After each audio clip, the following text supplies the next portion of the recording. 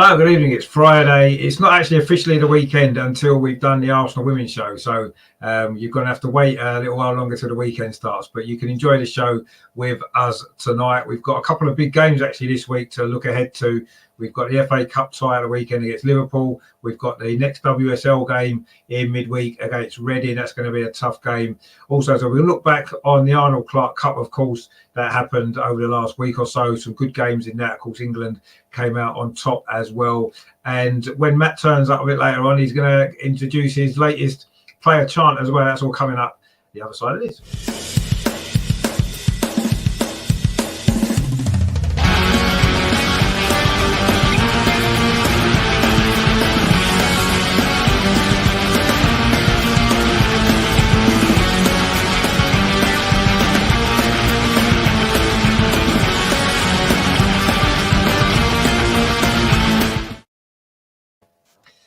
So it's the Arsenal Women's Show, the start of the weekend, and we are looking forward to this. We're a man down tonight. Amar can't make it, unfortunately. He's got other plans. Matt will be coming and joining us very shortly. He's just a little bit delayed tonight. But we have, of course, as always, got Andreas with us. Are you okay, Andreas, this week? Yeah, not bad. Hi, good evening, everybody. I'm glad to be back here and looking forward to our subjects that we have to discuss. Yeah, it should be a good show. We've got a comment already, actually, from Andy. He says, good evening, look forward to listening and take part in the discussion tonight. Since I've been late and even prioritised pub league tennis, I thought that I would tune in on time. That's good. I know you was late last time. And he says there as well, realise the time difference is more this time of year, and we're back to an hour when we actually start. Yeah, it's our clocks change, of course, in the UK at the end of March, and we kind of at the moment I know we're a little bit I think we're 2 hours. Are we 2 hours behind you, Andreas, or is it one? 1 hour. Is it 1 hour at the moment? So when our clocks change, will we be the same then, or will we be two? Yeah, we changed also end of March. Yeah. Oh, you changed it already? Oh, right, okay. I thought it was just us that changed. I didn't realise everybody did. But anyway, yeah. So we get lighter nights, all that kind of stuff, which is good. And we've got Matt actually, but he seems to be cameraless at the moment. I don't quite know what he's doing. Oh, here he is. Oh, he just appears like music. How you doing, Matt? You all right? I'm good, thank you. How are you? Yeah, not bad at all. Obviously, recovered from the match last night. I'm sure you both watched it. The dramatic late finish that we got, which was exciting, wasn't it? And it made me think actually that the men's have finally been watching the women how to come back late in games and get late important goals, because the women have been doing it all season, the men haven't until last night. So maybe they've been watching the show, they've been watching the women, and they finally realised that a game lasts for 95 minutes sometimes, and you've got to be able to get goals all the way through, and we did last night. It was great to see, and hopefully it'll be the start of a good weekend for Arsenal, of course, with the women in action as well on Sunday. So I mean, I suppose there hasn't been, obviously Arsenal haven't played the last week or so because there's been the international break, but we do have a big game on Sunday actually. Obviously in the competition where we were runners up last season, although it was played this season, but we're going to hopefully go back there again, back to Wembley. But we've got a difficult game on Sunday, so we're going to look ahead to that.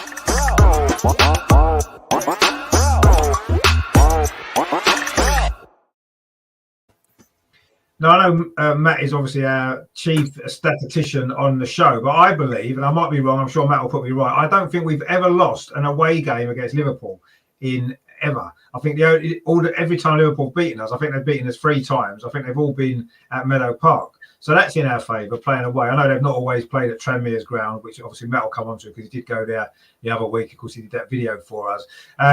Andreas, what are you anticipating for this game? Because Liverpool are going well, aren't they? Top of the Championship. They haven't lost many games this season. They've been very, very solid at defence. A lot of clean sheets. In fact, the last time they lost the game was when they played Tottenham in the Continental Cup in January. So they haven't lost in their own domestic league for quite some time. And that was only 1-0 that Tottenham beat them. And Tottenham are going well, obviously, in our league. So I'm anticipating this to be a very, very difficult game, actually. We struggled a little bit against the Lionesses. Well, not struggled. We got through 1-0, but we struggled maybe to win that game as comfortably as we should have done. And Liverpool are a better team, and we're away from home. It's not looking that great, is it? It's going to be a difficult game. What are you anticipating from this one? Have you seen much of Liverpool? You can't compare Liverpool with a team that was relegated 2 seasons ago. They have regrouped. They are stronger now, and they will definitely be in the WSL next season. So it's difficult to say how strong they are. Are they better than Leicester was or Villa was when they were promoted? It's difficult to say, but we had our problems against the London Lionesses, and they are second in the championship. So I don't think it will be an easy match. We had the international break. The rhythm must be found, and we are away from home. So yeah, it won't be easy. And when you think on the last matches, we except at Chelsea, we had always problems in the first half.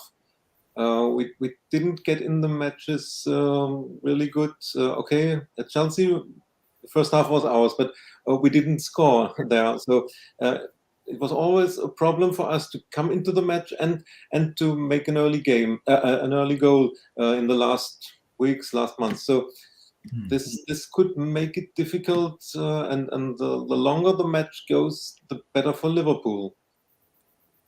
No, you're right. I mean, I think that I think they'll go at it from the start, knowing that we generally start games slowly. They're at home, and I think that it's going to be if it's still 0-0 or they maybe get an early goal, it's going to be a tough game. The longer it goes on like that, definitely, I think it will be tough. I mean, Matt, obviously you went to watch Liverpool, didn't you, a couple of weeks ago when they played Coventry, and they won that game fairly comfortably by the look of it. I mean, what did you make of Liverpool first of all? How are you expecting them to set up against us? I mean, they're not used to losing many games, are they? Because they're winning virtually every week at the minute. Yeah. So I thought just before I go on to Liverpool, the team itself, I thought I'd do a bit of public service announcement. The game has been given the green light for the food bank company. I don't know if you know about this, but Liverpool and Everton have this food bank company that come along. They're all volunteers, and they've been given the green light for this game. If anyone's going to the game, just bring anything you like: a tin of baked beans, some fruit, anything you like, toiletries. It all goes towards people who are in need and need the food banks themselves.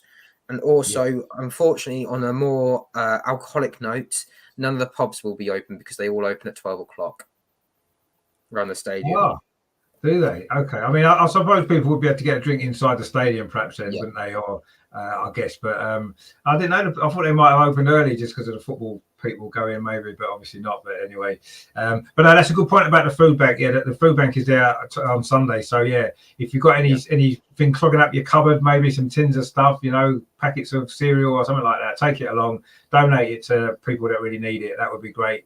And yeah, that's a good point actually. I did put that on the Twitter feed a little while ago this afternoon. So yeah, definitely get involved in that because really, really good calls, and it should happen at more football grounds actually, more regularly, because it is, it's a big problem in the country at the moment. We know with people struggling to pay their bills and get food and all that kind of stuff. So that's a great thing. So yeah, so if you are going to the game on Sunday and you've got a few spare bits and bobs lying around, please take them along, drop them in the box, and help out those who really need it. But in terms of the game itself, I mean, obviously you watched Liverpool, Matt. What did you make of them when you saw them play? I know Coventry have got their own problems, I guess, as we know, financially and stuff. Yeah. But what did you make of Liverpool? Are they going to give us a lot of problems?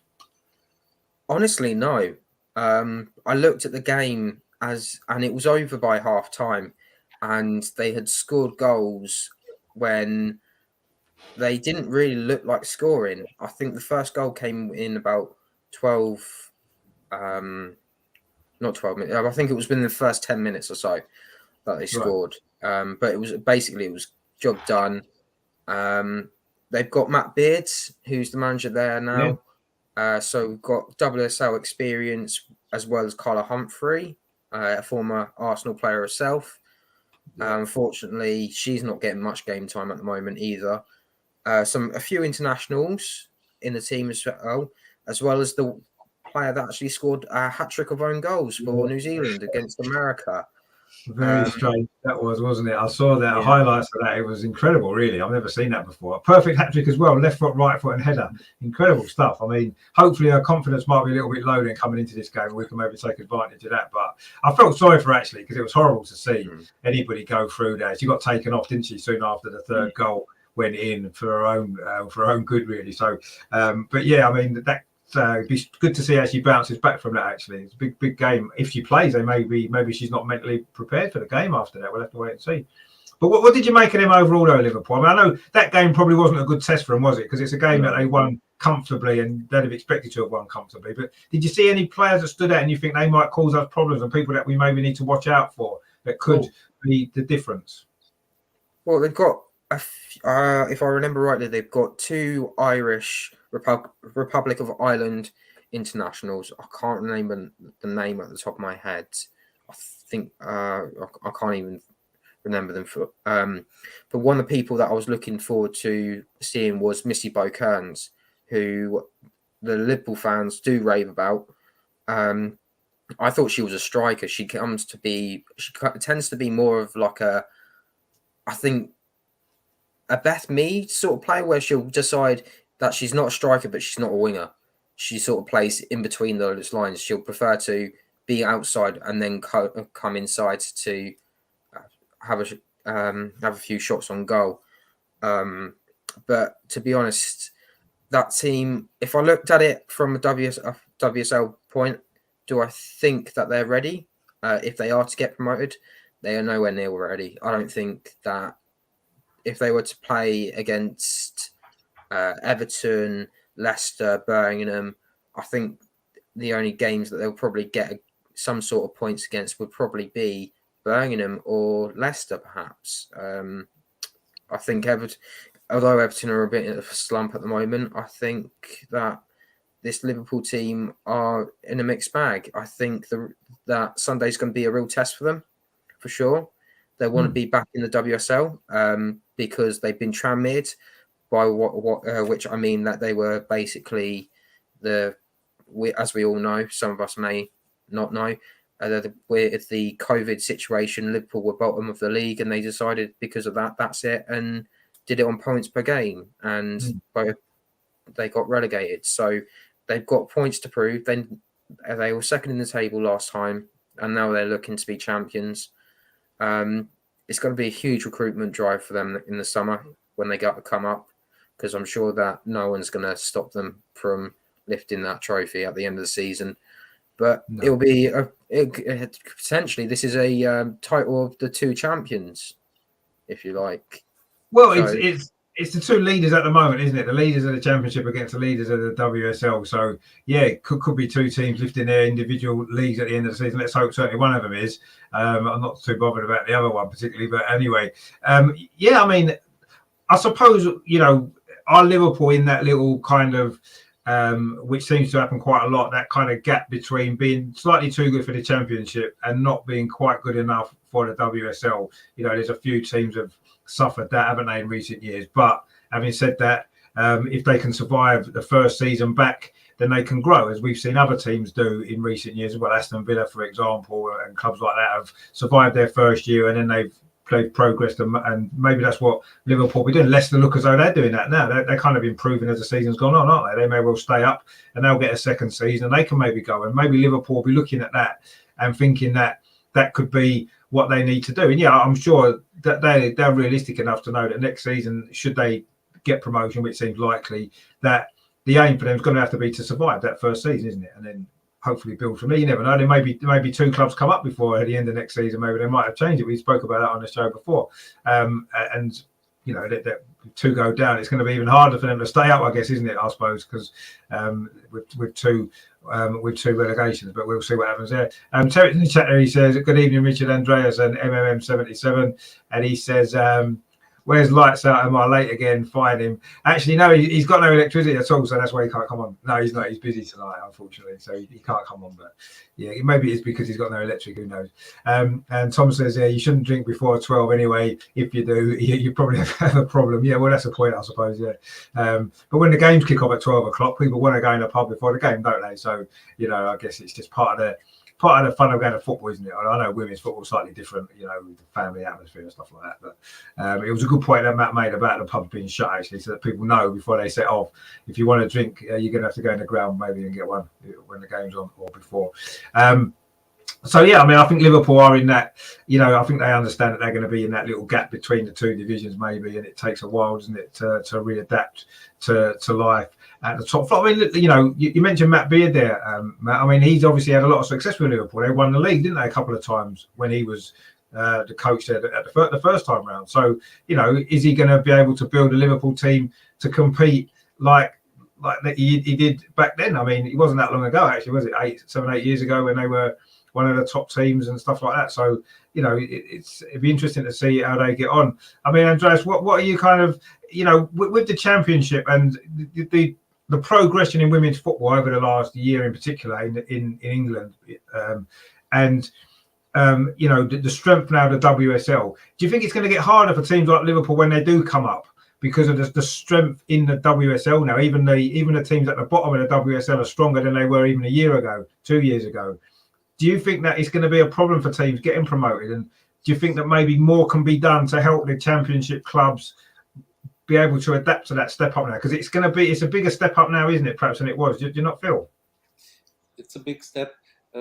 We spoke about this last week, how competitive the WSL has become, especially in this season.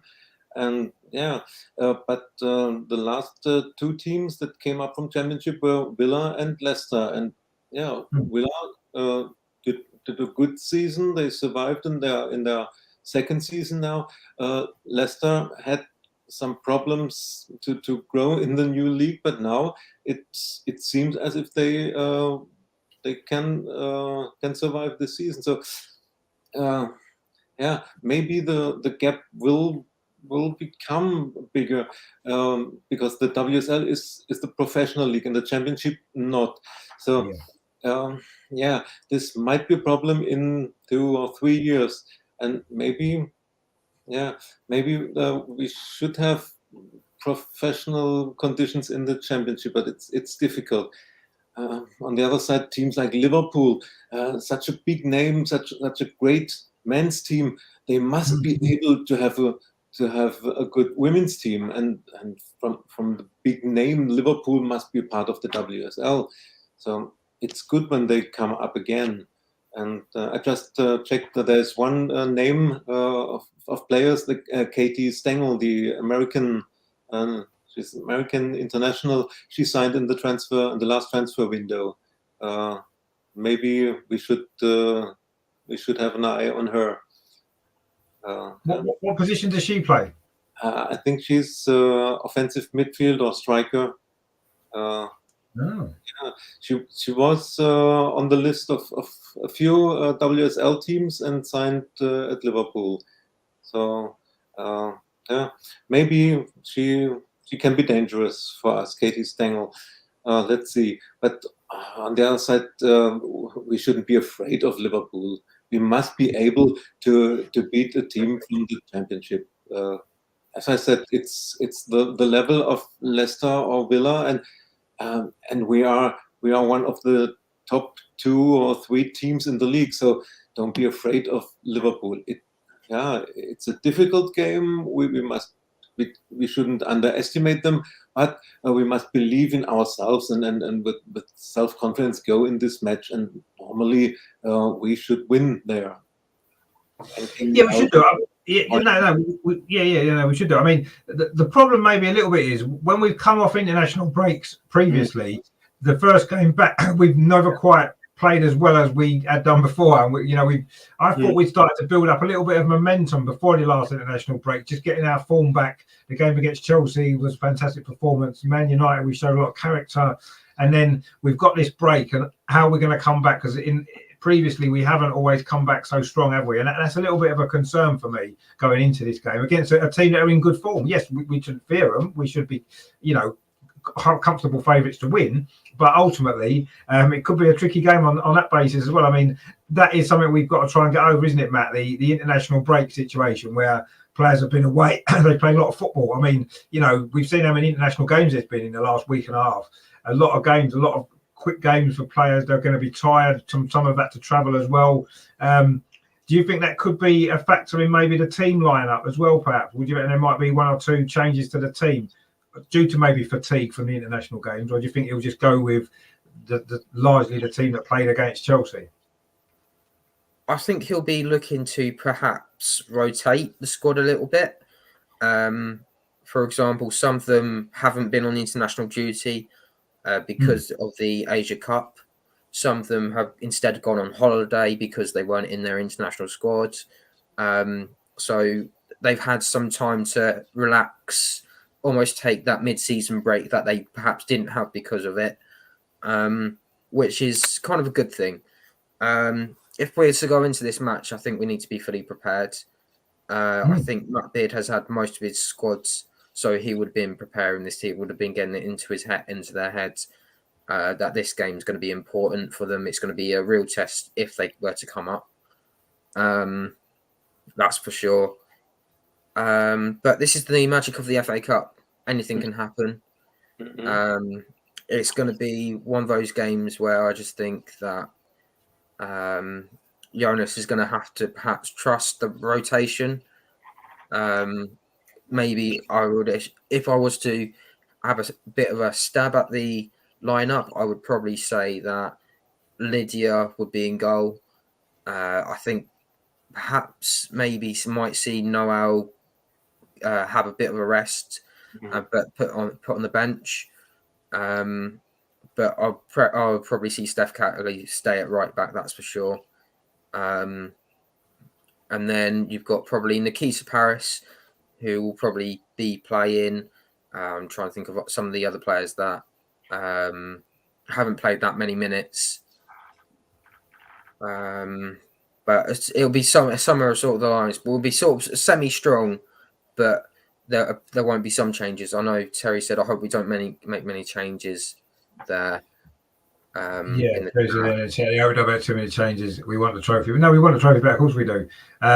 But ultimately, I think a lot of it is going to depend on the fitness of players who've come back from international duty, because some of them may well need a rest. Bearing in mind, we've got a really big game, which we will come on to in midweek in the WSL, which we have to win.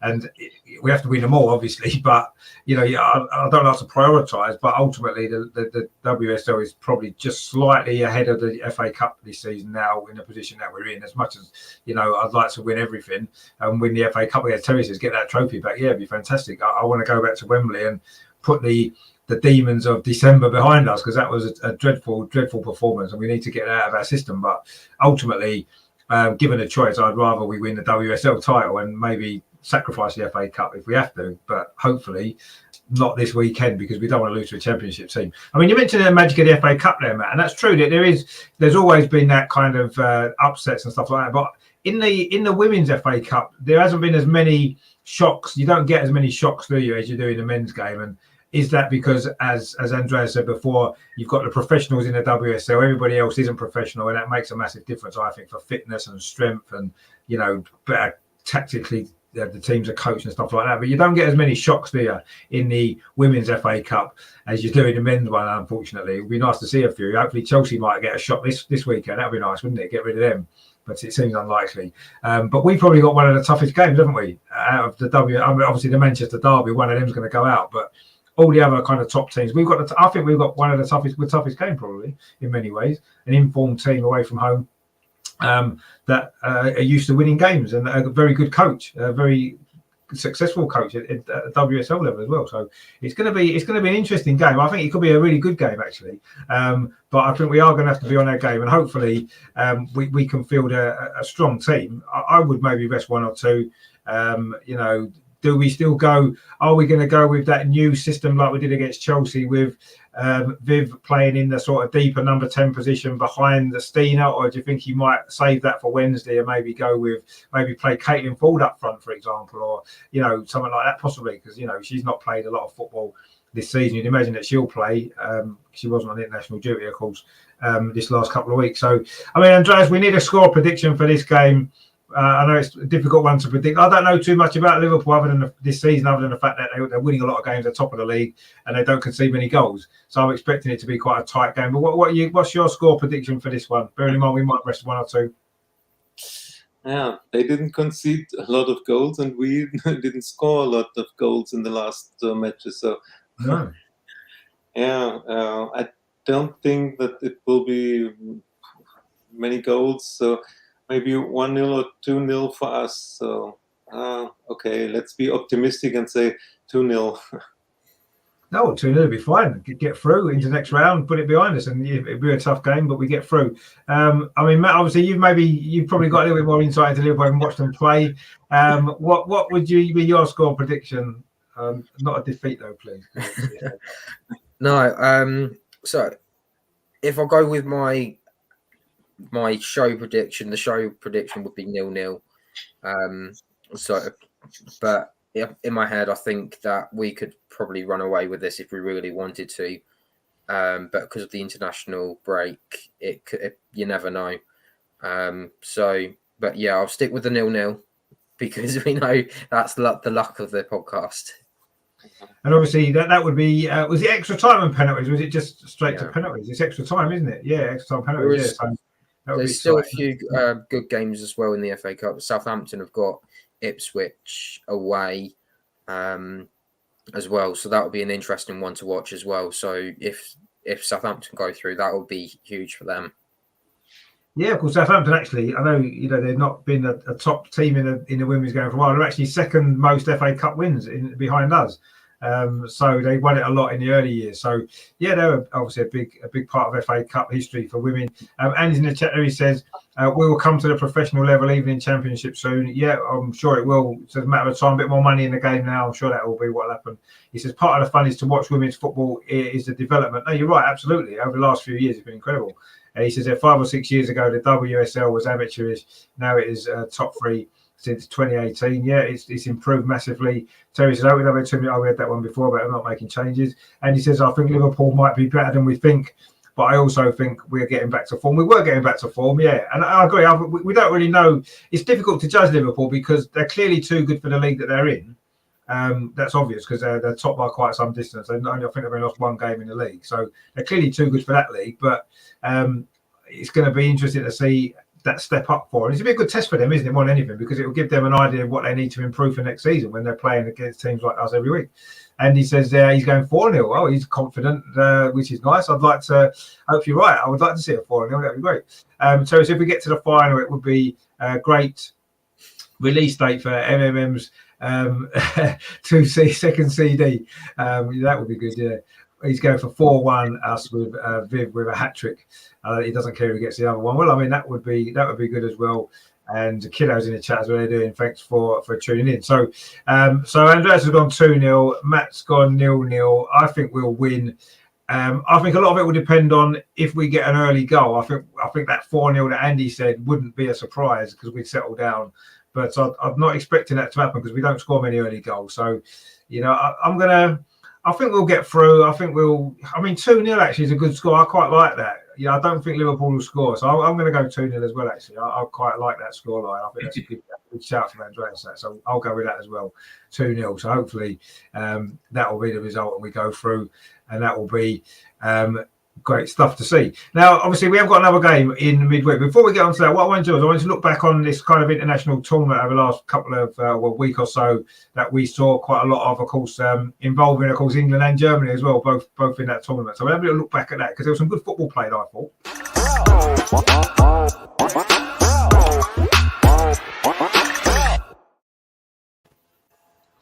Of course, we know it beat Andreas's Germany the other night. The good thing about it was, and I'm sure Andreas won't mind the fact that Leah Williamson then went up to lift the cup, which was great to see, wasn't it? From an Arsenal perspective, to see our player be captain of her country, lifting a trophy. Hopefully, she'll be lifting another one in the summer, the Euros, of course. And this tournament, I thought, was a good insight into what to expect from that tournament because it was 4 of the stronger teams expected to, well, apart from Canada, of course, who can't play in the Euros, but the other three of the strongest teams, obviously Canada are a strong team as well in world football. So it was a good tournament, some good teams and good football. I actually really enjoyed it. And it was great to see England finally coming out on top and winning it. I know Andreas will be a bit upset, but it was a good tournament overall, wasn't it? And there was some great football play, wasn't there, Andreas? You must have enjoyed it as a competition. Yes, it was a good tournament and the best match.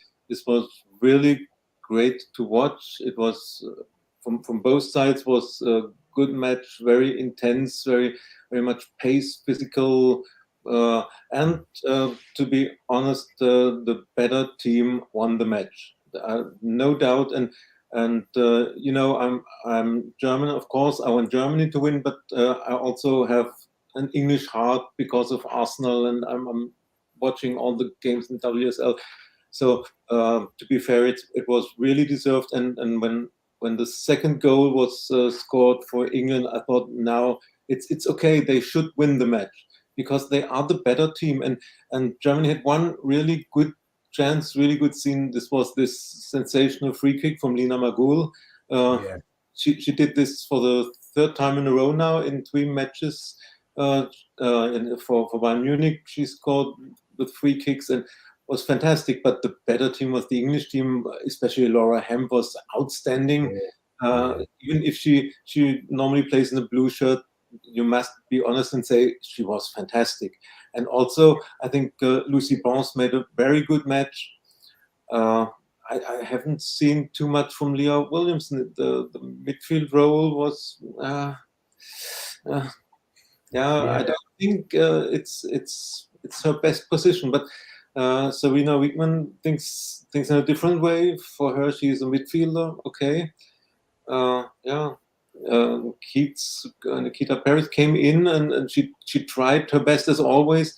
And the third goal from Fran Kirby was fantastic too. Yeah, it was.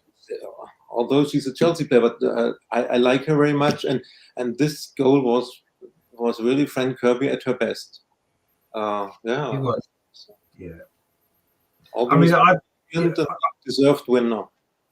No. I mean, I thought we were the better team on that particular game in the end, and I thought we did deserve to win. And you're right about Lauren Hemp. I mean, every time I watch her play, whether it's for Manchester City, whether it's for England, you just can't help but be impressed with her. She just, she never gives up. She battles for the team defensively, but then when she's got the ball, her dribbling ability is just incredible. I mean, the setup that she did for that second goal, when she took it past about 3 or 4 Germany players and had a shot which fell to Millie Bright. It was offside, let's be fair, when she scored. She had been offside, but anyway, it's one of them things, and the goal stood. But Lauren Hemp was, I thought, how they gave Millie Bright player of the match, for me, it was Lauren Hemp all day long, because every time she got the ball, no one could get it off her. And I thought her final ball got better and better as the game went on. The pullback she was doing, some of the crossing she was doing, and the part that she played in that second goal. What a fantastic player. I'd love her at Arsenal. Can you imagine her on the left wing, Beth on the right wing, Viv in the number 10, and then Stina up front? I mean, we would just blow teams away, wouldn't we? I mean, she's the missing link. I think we're missing a player on the left-hand side who can do what she does, and she'd be the final piece of that jigsaw for me, Lauren Hemp in at Arsenal. I can't see her coming to Arsenal, if I'm totally honest. But that would be the dream, wouldn't it, to have her in the team? Because I just think she's fantastic. And she's only 21 as well. It seems like she's been around forever, but she's 21 and she's producing performances like that at a top level, just absolutely incredible. And what a brilliant player she is. And obviously, Matt, looking ahead to the summer, the Euros, of course, we're the hosts. We look like we've got actually not a bad squad building, a good team, some great players, and a very, very good coach as well. I mean, do you think that England have got a great chance in this summer? We saw some of the teams we'd be up against, obviously Spain. We did well against them, actually. I thought we played well against Spain at the draw. And then we beat Germany, another team that's going to be one of the favourites in the Euros. It's looking good at the moment, isn't it? When you think that we're still not, Serena's still working on certain aspects. You could see some of the changes that she was making. She's still figuring things out. And already we're looking good. Do you think we've got a great chance in the summer to actually win that trophy? I think people are saying that we're favourites. I'll probably say we're like middle of the table, sort of, as favourites.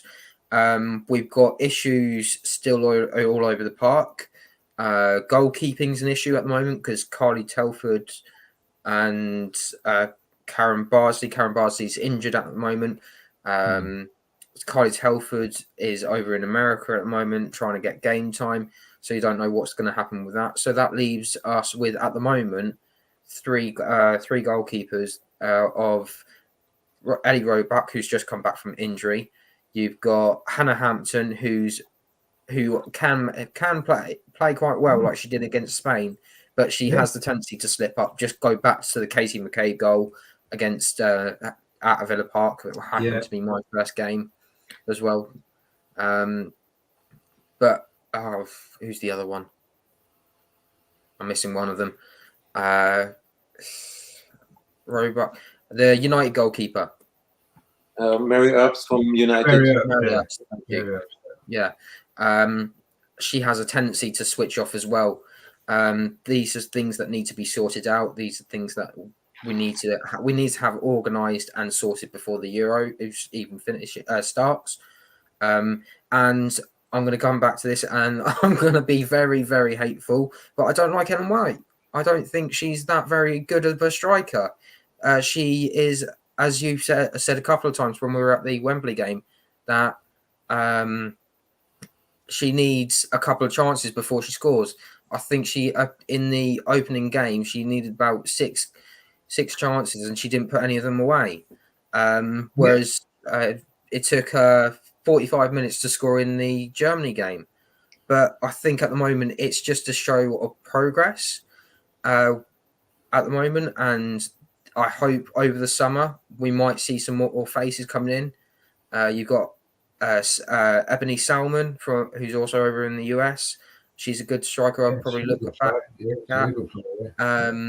There's plenty of players that we can pick and choose from, but we seem to be picking from the WSL, which probably means that a lot of the countries like Germany will probably turn around and go, right, I can analyse what you're doing, instead of looking at other places just to find out where these players are coming from. If I'm going to be honest, I think I said Spain favourites. I would still go with that. Yeah, I mean, I think it was played in against us, was it? Had a few players missing and some younger players in the team, and they're still a very good side, aren't they? Technically, they're unbelievable, and they are going to be one of the teams to beat. Of course, they are. Herman in the chat there says Bagman was surprised how good the ladies played. Well, I don't know if she was surprised. She's been coaching them. I'm sure she's not surprised. I mean, I think we were surprised maybe at how well they played in some of them games. Andy says Arsenal women is an international concern. I don't rule out Germany the slightest for the Euros. We know from the men's football the history is very important, and defence, mix of age, etc. Yeah, no, I mean that's a fair point. Herman says I'm going to watch that game sometime in the next few days. Yeah, definitely give it a watch. It was a great game. Andy says I predict Sweden and Germany as top favourites. England, France, and Holland are serious contenders. Spain, Norway, and Denmark in with a shout. Iceland and Italy as outsiders. Well, that's pretty much everybody that's in it. So yeah, there you go. I think we've definitely got a chance. Andy says, and I'm Swedish. That's. I mean, Sweden have got a great team. There's no doubt about that. You know, obviously our own Stina as well, as we know, and a few other players in the WSL from Sweden are playing, aren't they, at the moment? So obviously, it the Pintar Cup they won? Did they? What in the last week they won something, didn't they? Yeah. Was it the Pintar or the Algarve Cup? It was one of the two. Stina scored, didn't she, in one of the games? I remember seeing that. I mean, you know, they've got a couple of best players in the world, haven't they? Sweden at the moment, so they're obviously they're going to be in with a chance. Of course they are. Terry makes a good point. I kind of agree with that. Ellen White's past her best. Yeah, I think she is definitely past her best. I wouldn't maybe be quite as critical as Matt was of her, but I believe she is past her best. And we maybe need to look elsewhere. But who else? You know, when you look at the top goal scorers in the WSL. You know, you've obviously got Viv, who's Dutch. You've got Sam Kerr, who's Australian. There isn't really another English striker who's scoring goals regularly in the WSL, is there? That's the problem that we've got. I mean, I don't think Ella Toone is clinical enough. I quite like Alicia Russo. I think she offers a threat in the air. I think she's pretty good. I think she can get goals, but we are lacking that. I think the next English real good goal scorer at the moment. That we need someone coming through, don't we, to maybe replace Ellen White. And at the moment, there isn't really anybody that I can think of off the top of my head that you can think is going to come in. She still does score goals for England, doesn't she? She was a top scorer at the World Cup and stuff. So, you know. There's a good shout. We've got Beth England, who she's actually a good player as well, but she doesn't seem to get minutes at the moment with Chelsea. And Fran Kirby's did start as a striker, and now she's more of an attacking midfielder. Yeah, she is. I mean, she did score that great goal against Germany, as Andrea said before. And you know she's going to get goals. She can score goals, but she's not an out-and-out centre forward, is she? Really, in the sense of Ellen White is what Ellen White brings to the team still. Herman says, "What are we thinking about Ida Vell's coaching?" Well, I mean, at the moment, I would say pretty good because we're doing pretty well, aren't we? We'll talk about that maybe when we talk about the Reading game in a minute. There, we've got San Yup, of course, a Chelsea fan. Come back and how you doing? Sorry, I'm late. Peaceful Chelsea fan. Yeah, no, that's fine. We know we had some good fun with you last week. Peaceful but armed with deadly banter, of course, as always. And kiddo there, Beth England. Yeah, no, Beth England. Again, though, does Beth England, is she capable of scoring regularly enough at the international level? I don't know. She doesn't really get much game time for Chelsea, does she? Because she's behind Sam Kerr. And of course, Frank Kirby was mentioned as well. Yeah, but again, I'm not sure if she's a centre forward. And Beth isn't really a centre forward. I know she's played as a centre forward in her career before, but for me, she's better in a wider position. So it is an issue that maybe, you know, there's one or two. I say Man United have got one or two, haven't they? That we've mentioned. You know, Russo, I think, is pretty decent. Ella too, maybe not quite so much yet, but she might well develop, I guess. Lauren James is another one. Yeah, actually, that's a good shout. Lauren James, of course, at Chelsea. She was a defender. No, she plays up front, doesn't she? Lauren James. She's her brother's Reece James, isn't it? Who plays for Chelsea as well. The men's team. That's pretty good. So they've a pretty talented family, them, to be fair. And somebody says Beth has a lot on tiny knocks. So she does. It's because every single time she plays, she just gets kicked because how dangerous she is. Every game she did for England, didn't she? She got kicked in that game. Was it the Spain game? Wasn't it? They just kept kicking her every time she got the ball. But yeah, she gets that a lot in the WSL, unfortunately. And Herman says it seems that the coaches want a Miedemar play almost like a midfielder or defender. I think she should be a striker. All you do is give her the ball. Yeah, but I thought that new role for her, playing a little bit deeper against Chelsea, she looked brilliant. And obviously against Man United as well later in that game when Stina came on, she dropped deeper. That brilliant pass for the goal. I thought she ran that game against Chelsea in the first half. She was on the ball a lot more, playing deeper, pinging some great balls across to Caitlin Ford and looking for Stina and stuff. I think that will develop, I think, more as she plays there more in this team. And I can see that being quite an exciting way of playing, actually. I think that will work. It's going to take time. It's not going to necessarily, we're not going to hit the ground with it straight away. I think it takes a little bit of work on the training ground. And obviously, the players have been away the last couple of weeks. They won't have been working on it, but I'm sure it will. I'm sure it is going to work as we go along. And Andy says there, Stina is coming back in form. She scored one versus Portugal, one that was a tiny bit offside, and an assist with a return. In the final versus Italy, they rested the best players, but she came in and took a part. Yeah, I mean, she looks to be getting back to her best. That's true. And yeah, Fran is an out-and-out number 9, says Sangutli. Yeah, I don't think she is. Lauren James has the size and speed for an out-and-out number 9. She possibly does, yeah. But she needs time. Ready yet for that step up at this time, but in the future, maybe. We'll have to see. Obviously, Emma Hayes seems to have quite an influence on everything, so I'm sure if Emma Hayes thinks she's ready, she'll be ready. She'll get in the team if Emma Hayes thinks she's ready to play. And Andy says, the defence. So Sweden get a penalty and score her penalty after. Yeah, then she's got a penalty in a shootout, didn't she, in that game? I seem to remember as well. So yeah, no, Stina looks like she's doing well. But I enjoyed that tournament. I just thought it was a good tournament to watch. Really good football. I didn't really watch too much of the other internationals. I know there was a few tournaments going on around Europe, wasn't there? Various different Ireland played in one, didn't they? Obviously, Katie McKay played in a tournament as well, and there was quite a lot going on. But I was focused more on that Arnold Clark Cup because it was obviously on Wednesday it was the Andreas Derby, wasn't it? England against Germany, and maybe it'll be the final of the Euros as well. That'd be great, wouldn't it? If that was the final, who knows? But there are some great teams. Just said, sorry, Richard, to break up, but a lot of people said the 2:00 kickoff was not good enough. There was kids on at half term during that tournament, so they could have gone and saw that. There was no one going to the kids clubs or anything, so you had attendances from the other games. I think it was I believe it was the Spain-Germany opening game. Only over 100 people went to that game. So the attendances were low apart from the England games, which was a bit of a shame. I think the ticket prices actually were an issue. I heard that the tickets were like £25-30 or something for the Canada-Spain game or something, and it's like when it's at 2:00 in the afternoon. Yes, it was half term, but surely you're better off giving it. If you bought a ticket for the England game, you get the other game free, and then people would have stayed and watched both games, and then you would have got a good crowd for both games. It would have been a better thing to have done, but it seems like maybe money's taken over a little bit, and it's a shame because you'd be better off having more people in the stadium, because it was like playing like it was like in the COVID season, wasn't it, with no fans in the stadium a couple of them games, and it takes away something from the atmosphere as well. So they needed to look at that maybe. But anyway, it is what it is, and the England games were well attended, which was good to see. Some good crowds in, moving around some different stadiums as well. So that was good to see. And yeah, it's something they need to look at maybe if we're going to do stuff like that in the future, little tournaments.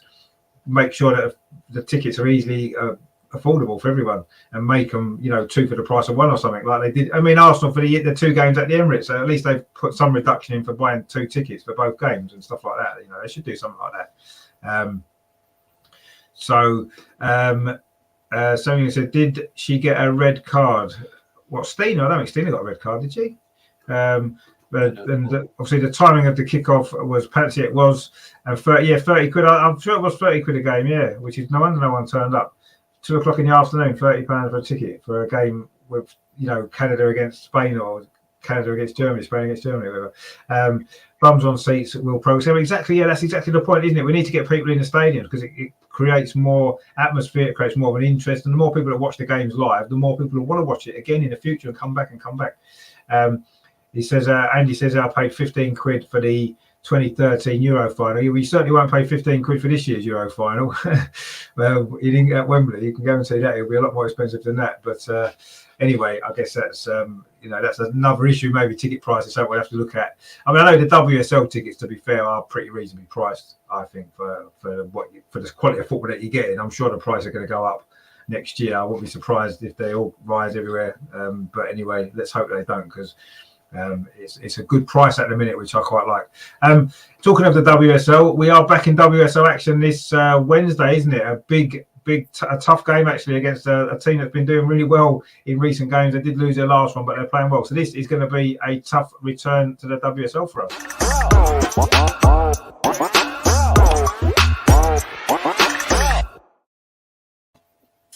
Now, this is another team, another opponent where we've got a reasonably good, very good record historically in the WSL.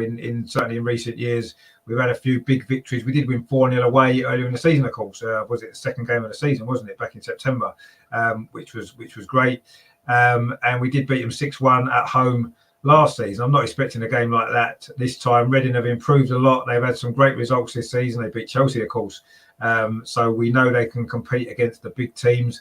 And up until their last game, when they lost to Brighton 4-1, I think they'd won 6 in a row in the WSL. So they're a good team. And they're certainly not going to be an easy opposition for us on Wednesday. I'm sure we'll have our full strength team back for that game if we do rest a few for the weekend. I mean, Andreas, what are you anticipating from the Reading game? Because they're doing really well at the moment, aren't they? They're playing well. They're in good form, and they want to bounce back from that Brighton game, won't they?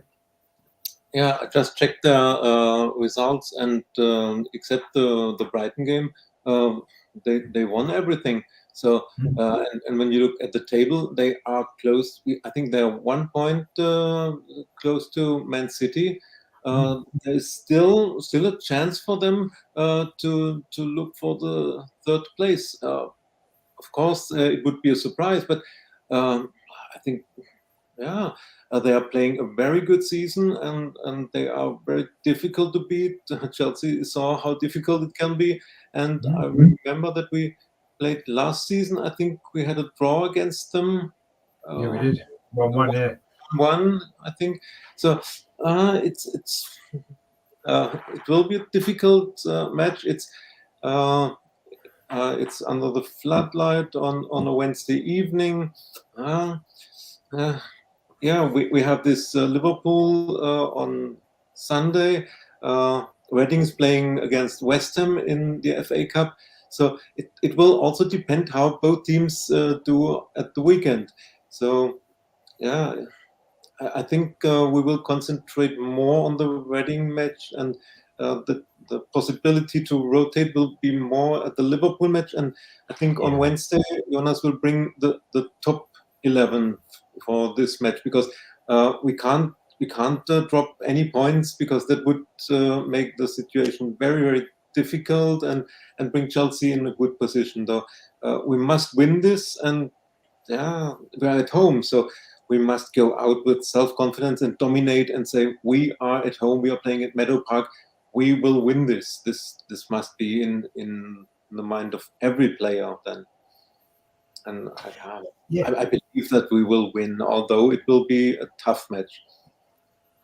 I mean, we were sort of saying a couple of weeks ago or so that, when we was looking at the games left after Chelsea, that this was one of the toughest ones that we've got to play. This and Tottenham, probably the two toughest games. You look at the other fixture, potentially, I know it doesn't work like that. All the games are going to be difficult, I'm sure. But this is certainly one of the more difficult games on paper. So if we can come through this on Wednesday with all 3 points, then that really does, for me, that'd be a really good result, because, that's one game where a potential banana skin where we could drop points. We've got through with 3 points, so that's one ticked off the list, and that's great. But it isn't going to be an easy game, as Andreas said. They've been in great form. They've won a lot of games recently. They're playing really well. Some leader says before, obviously we're talking about getting more people in the ground, more young ones will be inspired to play. Exactly, yeah, of course they will. And a Chelsea ladies season ticket is 45 quid. There you go. I bet it's not 45 quid in 3 years' time. It definitely won't be. And Sang Yuk Lee says, Reading is easy for you guys. You should have no problem. Well, they beat you, didn't they? So I wouldn't say it's no problem. It's easy. Definitely not, because they've won big games. Chelsea had their problems. they had big problems in that game. So yeah, definitely it's not going to be easy. Herman says, I think the Arsenal ladies are ahead of a squad. Oh, definitely they are. They have winners, have great talent all over. No, you're right. They definitely do. But you still got to go out there and win the games. And Herman says there, Leah Williamson makes fantastic passes, a beauty to the eyes. Oh, she's amazing, Leah Williamson, fantastic player, brilliant. So yeah, let's hope she's in good form. She's still not quite 100% fit, I don't think yet. I think she's still battling back, so I'm sure she's going to get better. And Samuel Lee says, yeah, unless you have a lot of terrible game, you should win. Well, we should win, of course. We should win. We're at home, and it's a team that we should get 3 points against. But I never take these games for granted at all. This season we've seen already some shock or so-called shock results. I mean, Matt, what are you anticipating from the Reading game? Obviously, we're at home. We have to win. It's coming on the back of an FA Cup game, the international break, a lot of football that these girls have been playing.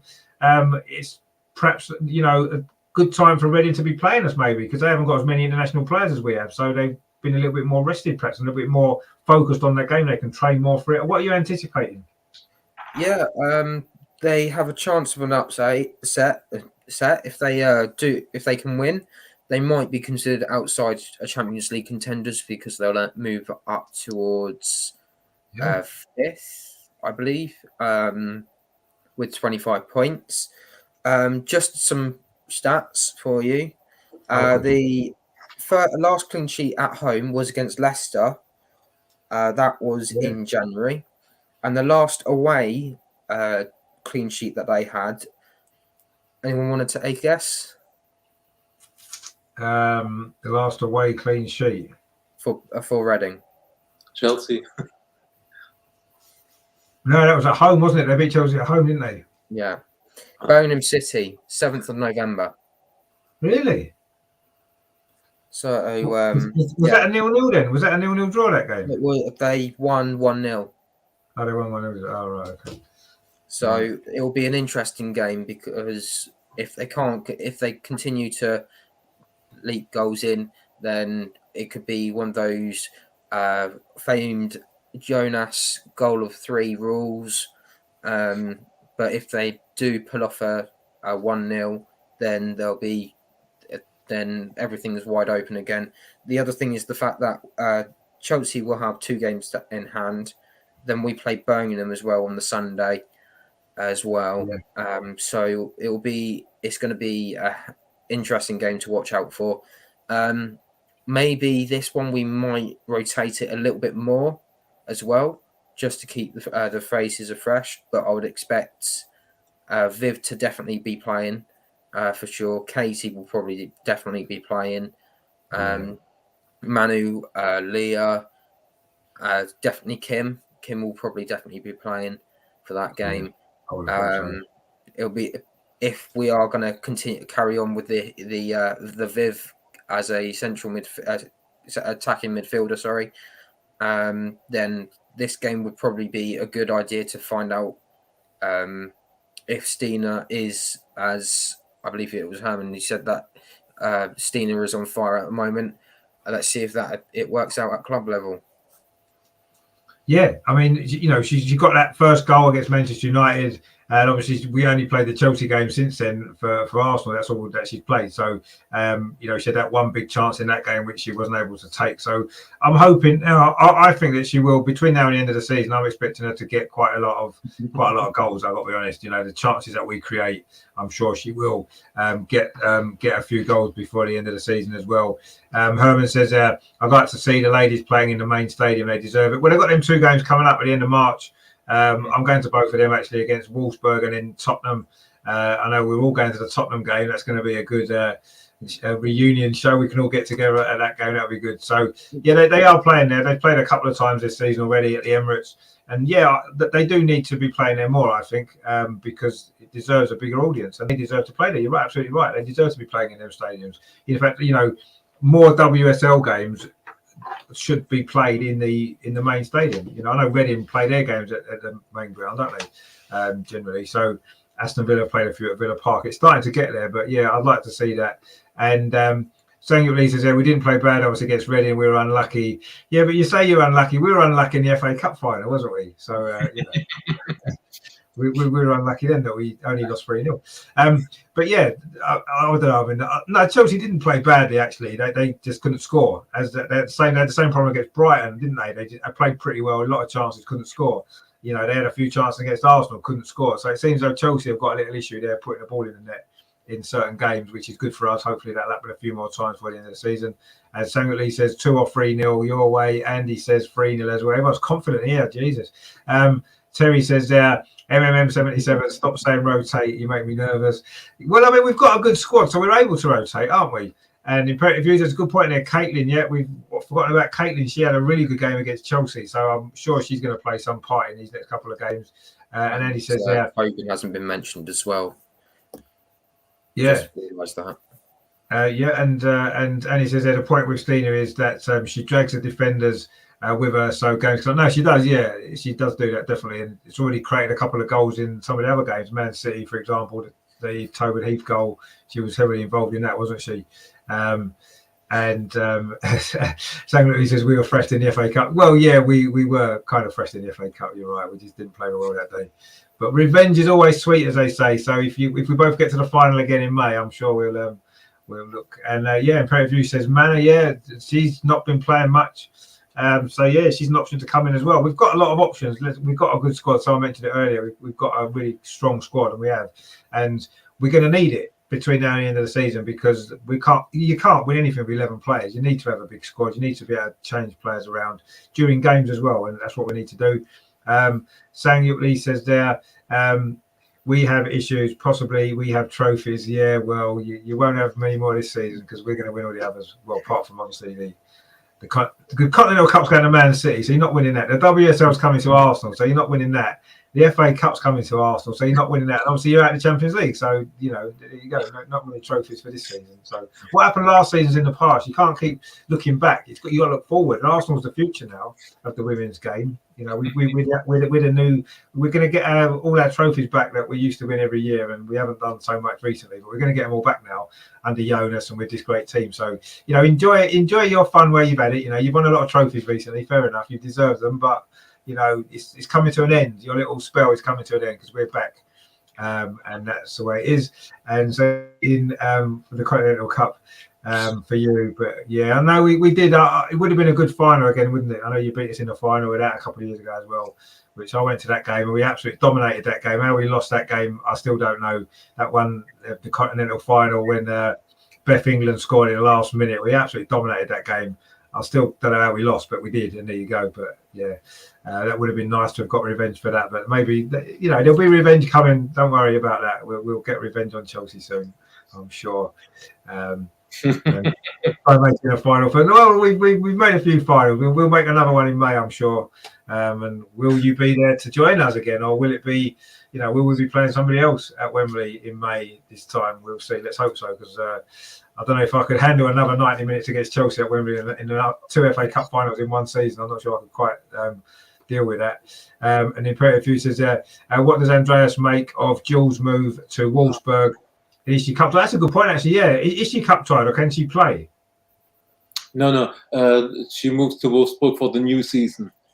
She won't play for them in this season. She's right. Oh, it's for next season. For the rest of this season, so no danger. But it's a good signing for Wolfsburg. She's really talented, and you can compare her with Lauren Hemp. Maybe Lauren Hemp is a bit ahead, but it's a similar style of playing and really good signing for Wolfsburg, but fortunately not for the matches against us. Yeah, I mean, I don't think that players are cup tied, are they? Because obviously, a couple of the players that we've signed, obviously Laura, who played against us, she can actually play in the knockout stage, and Stina as well. So, it doesn't. I don't think that would have mattered anyway. But if it's not for next season, then that's even better, isn't it? As far as I'm concerned, because the more players that's out for Wolfsburg in that game, the better it's going to be for us, because we know we're a good side. And Sangatli said that game was a smashing grab. Yeah, that Continental Cup final definitely was. I mean, I've never seen such a one-sided cup final and a team still lose. But anyway, and Andy says there, us international supporters watch the Champions League and the WSL, have fun in the Conti Cup. Yeah, exactly. That's a good point there. We're going to win the big tournaments. You can have a little small trophy. That's fine. And Sangatli says, I'll admit it, you owned us. No, we did. That was a fantastic performance from Arsenal that day. Of course, Leah Williamson scored our goal as well, which I really liked. It was freezing cold actually, and windy and everything. Horrible weather that day, but we should have won. And Sangatli says cup. Well, she's not cup tied because it's not till next season. So that's we've just cleared that up. So that was good. And Imperative View says she ripped us apart in that second leg. Yes, indeed, that is true. So yeah, I mean, obviously going back to the Reading game, we've got a bit with the Chelsea fan, of course. Oh, hang on, the comment came on and went, only English team. Exactly, only English team in the Champions League. You're exactly right. That's exactly what we need to focus on. We are the only English team. Of course, it'd be interesting to see the Wolfsburg game, because Wolfsburg beat Chelsea 4-0, if you remember, before Christmas. So, as long as we don't lose 4-0, then, we've certainly done better than Chelsea did against them. So, but I think we've got a good time. Well, obviously, we'll talk about that game a little bit more in a few weeks' time. When we're building up to it, but yeah, we are the only English team in the Champions League, and Chelsea are going to have to watch us play those two games, or they can just sit and watch and admire and wish that they were still in it. But anyway, never mind. Maybe next season you might do a bit better in that competition, but we'll see.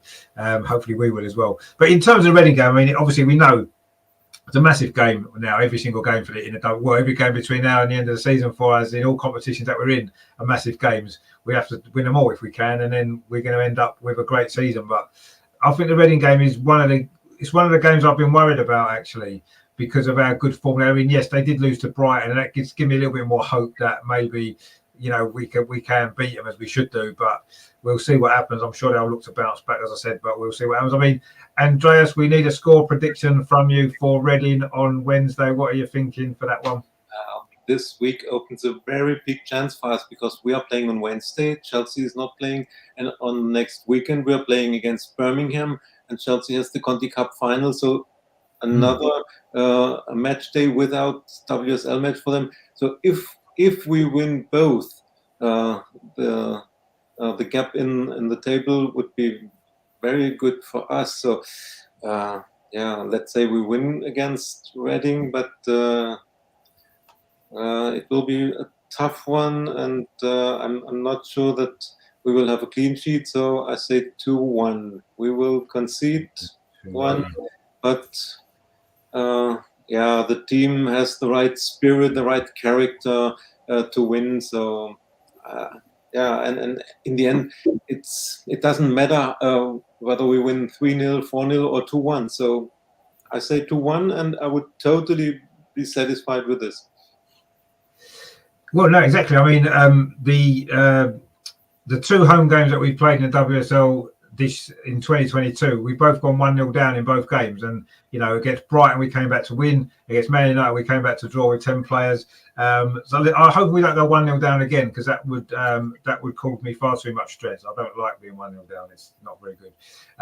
But yeah, it is. We know it's going to be a tough game. You're right what you said. If we win those 2 games that we played before Chelsea play again, yes, they'll have 3 games in hand, but we'll be 8 points clear, and that's a big gap. It looks a big gap, doesn't it, when you look at it? Yes, they've got 3 games in hand, which would give them 9 points, but they've got to win them.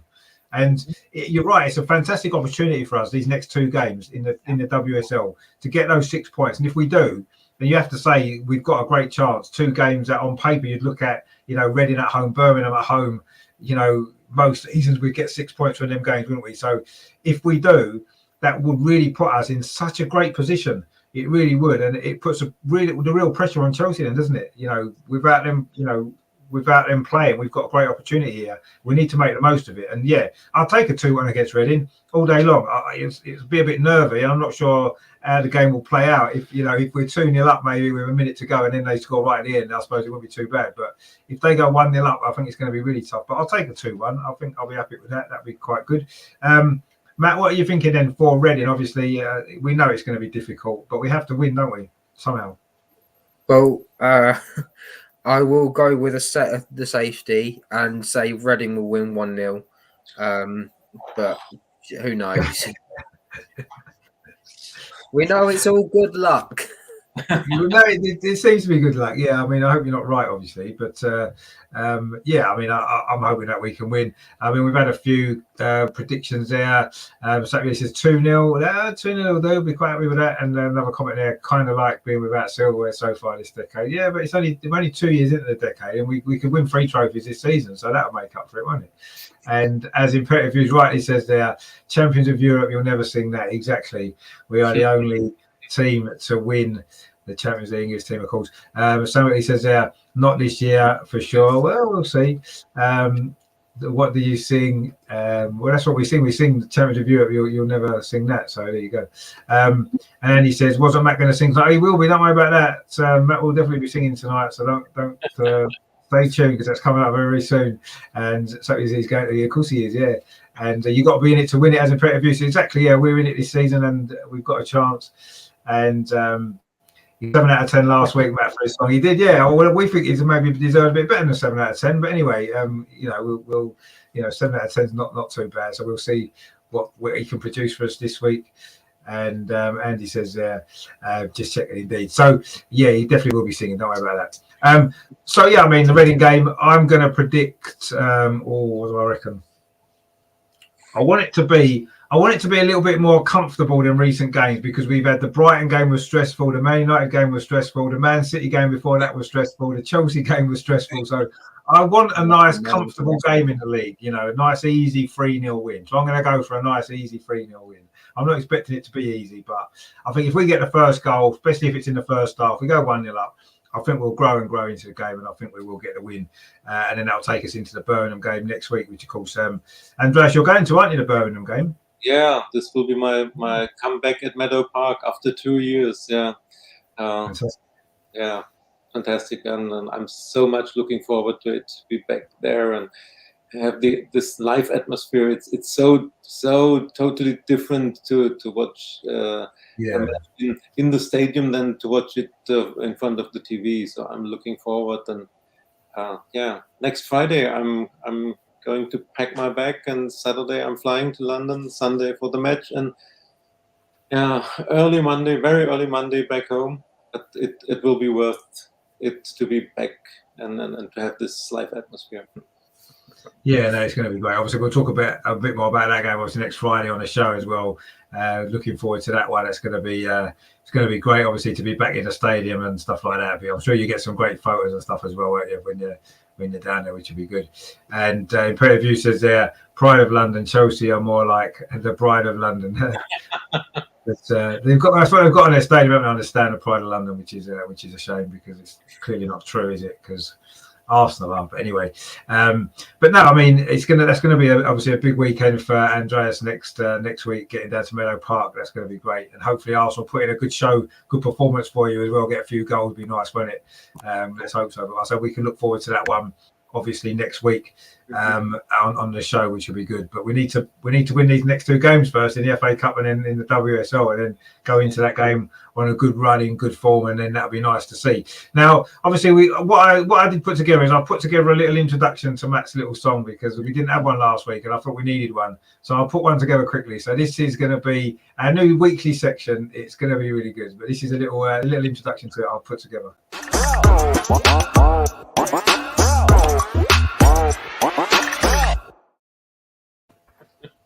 So there we go. Magic Match Chant of the Week, it's called, and it's going to be a good one, I'm sure. Last week's one, what that song was about last week in IKEA, which was really good fun. We all enjoyed that one. So you've set the standard very high, Matt, and it's going to be difficult to top that from last week, but you're going to have to give it a go. So in your own time, when you're ready, let's have this week's Magic Match Chant of the Week. Okay, well, this one's kind of not finished, so but I think I've got a good start to it. So 35 yards out, let her shoot. We've got Jordan Nobbs, playing for the Arsenal. So good, so good. We want you to stay, Unfortunately, that's where it ends. So no, that's pretty good. Actually, I enjoyed that. That was good stuff. That was another great chant there from Magic Matt's weekly Arsenal weekly chant. That was good. That for Jordan Nobbs, of course.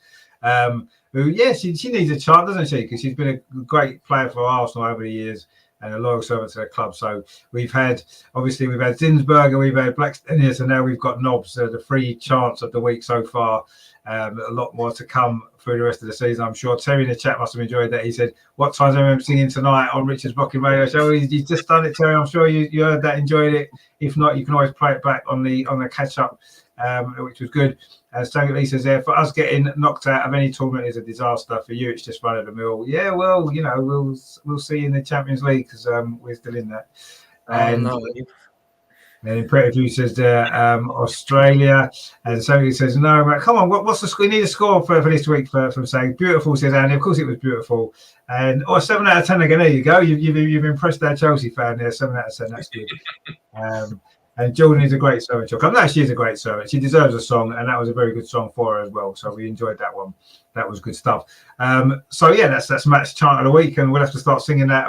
Andreas is going to have to sing all these songs when he goes to the Birmingham game next week, isn't he? Get the crowd singing along with them as well. That'd be good, won't it?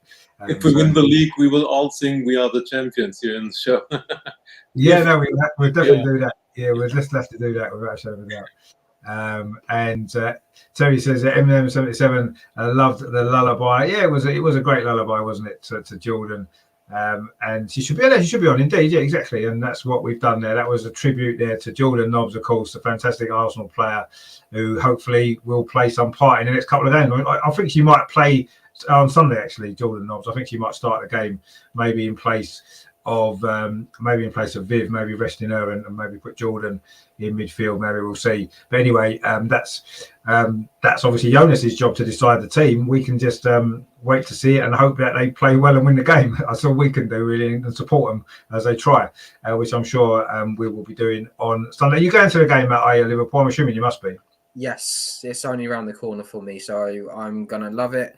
I'm meeting a friend there, so I believe I am also on vlog duty, so maybe I can get her involved in it as well.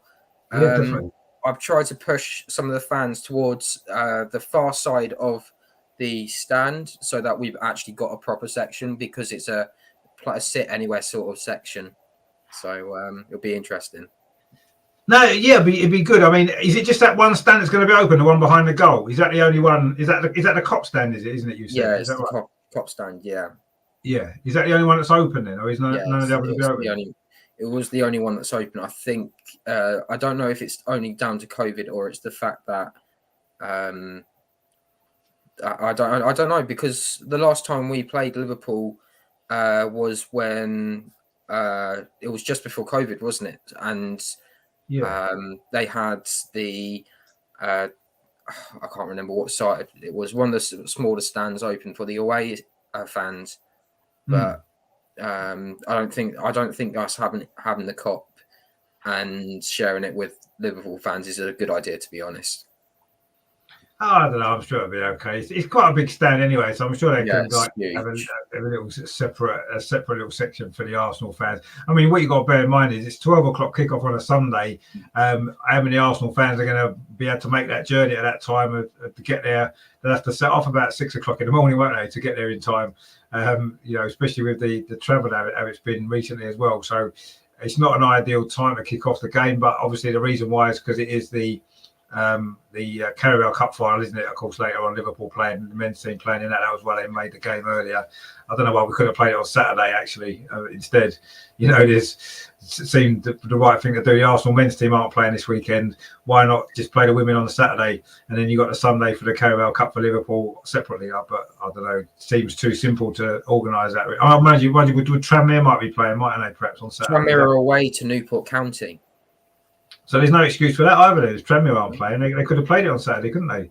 Maybe that's what they should have done. But anyway, what do we know? We're only fans of the game and try and look at it from a fan's perspective. We don't have to deal with the money side of it, do we? I suppose. And Samuel Lee says, does she need the minutes, Jordan? Well, she played a few minutes for England, didn't she? Had a decent game the other day. She's been in and out of the team a little bit, so she can probably do it in minutes, yeah. And Terry says there, MMM77, when you add in backing as Andreas, well, maybe we'll do that later on in the season, perhaps. We'll get some backing singers on, maybe when Amar's back as well. And Samuel Lee says, all right, lads, I've got to go, be safe and enjoy the game. And yourself, yeah, hopefully Chelsea get knocked out at the Cup that weekend and we can go on and win it without having to worry about you guys, but I'm sure that won't happen. Enjoy your game as well, and we will probably hopefully see you in the chat next week, next Friday when we'll be back, of course. So yeah, that was another interesting show. Another great song from Matt as well to finish off. It's always a highlight of the week, and it's almost going to be time to officially be the weekend, because it's never the weekend until the Arsenal Women's show is finished, and then the weekend officially starts. So we'll be nearly there now. And Peter View says adios. Indeed, yeah. And cheers to Sang, yeah. Great to have a Chelsea fan watching regularly. Actually, that's it is nice to see. You can put rivalries aside. You can have a little bit of fun, a little bit of banter, and everyone gets on, and it's great. And hopefully, a few more Chelsea fans might join us as well before the end of the season, especially when we're winning the league and we can wave to them as they're below us. So that's it then for today's show. Looking forward to these two big games, obviously Sunday and Wednesday. Let's hope that we get two good victories to take into that. Obviously the big game for Andreas next weekend, which we will talk about, of course, next week. Andreas, enjoyed the show again? Yeah, of course. Thanks for having me, and it was interesting to discuss everything. Although we hadn't had a match last weekend. It was this tournament, the England to Germany match, and looking for the matches to come. Yeah, I enjoyed being here. Thank you. No, always a pleasure to everyone. And of course, next week we've got two games to look back on. Of course, the Liverpool game and the Reading game. We're looking back on them, won't we, before in next week's show. So that's going to be a good show next Friday. Looking ahead to that Birmingham game as well. Terry says there, good show, much appreciated, Richard, Andreas, and MM77. All take care of yourself, mate. Yep. Matt as well, if you enjoyed the show, we enjoyed your song. Thanks for coming on again. Yeah, it's been really good. I've really enjoyed doing this, and it's always great to do things on a Friday night when you've got nothing else to do. So it's brilliant, and I'm looking forward to the rest of the season. Yeah, exactly. And, it's good, actually. The Arsenal women are having a good season in the first season that we've done this show, and it's kind of, we've been able to enjoy it all together, really, and it's been great. And we've got a big weekend that we're coming up at the end of March when we'll all be down at the Emirates for that big game against Tottenham. So that's going to be good.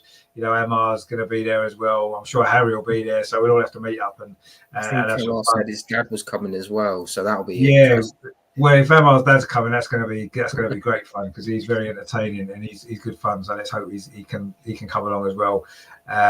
And he says, thanks for a good show. Very enthusiastic for the games coming up. So you guys, well, we're all excited from as well. Always excited for all the games, actually. But as the season goes on, the games get bigger and bigger and more important and more stressful. And, it's very tense and stuff like that. But let's hope that we can get two good victories this week. And it'll make us all feel a little bit better. So coming up on the channel then, on Sunday, I will be doing a watch along of the game.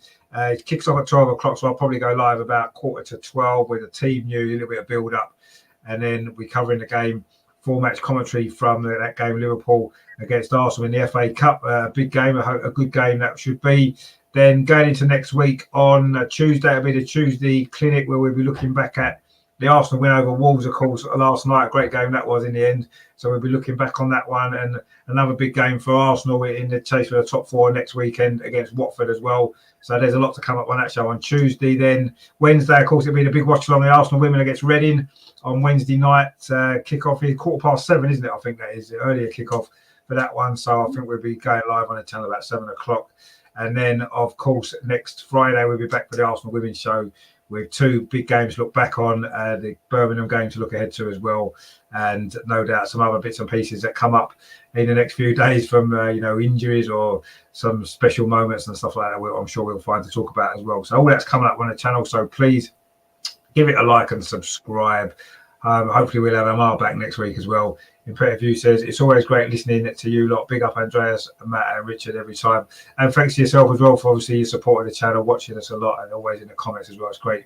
A lot of people seem to become regulars in this show in the comments and stuff, which is great to see. And it seems to be quite a popular little show actually on the channel, which is great. And it's we enjoy talking about the Arsenal women. And it's great to have all you guys on. Obviously Andreas and Matt and Amar and Harry that's been on before. And I'm sure that we've got a lot more good stuff to come before the end of the season. I'm sure I'll talk about as we go through this most important section now, isn't it? The run into the season. It's an exciting time, and it's going to be good fun. It's going to be tense, and we'll be here on a Friday to relive it all and to chat to you guys about it. So yeah, thanks for everybody for watching. I'll be back on Sunday for the watch along at 11:45. So please join me for that. That's going to be good. Andreas, thank you very much for coming on. Have a good weekend and a good week. We'll see you again next week. Yes. And Matt as well. And same to you. Have a good weekend and enjoy the game Sunday, of course. When you're there, I'm sure it's going to be. Supposed to be a bit better weather this weekend as well. So hopefully it won't be so windy. It might be a little bit sunny as well. So it might be some nice weather for you this time because the weather's been a bit dodgy, hasn't it, recently? And Terry says there.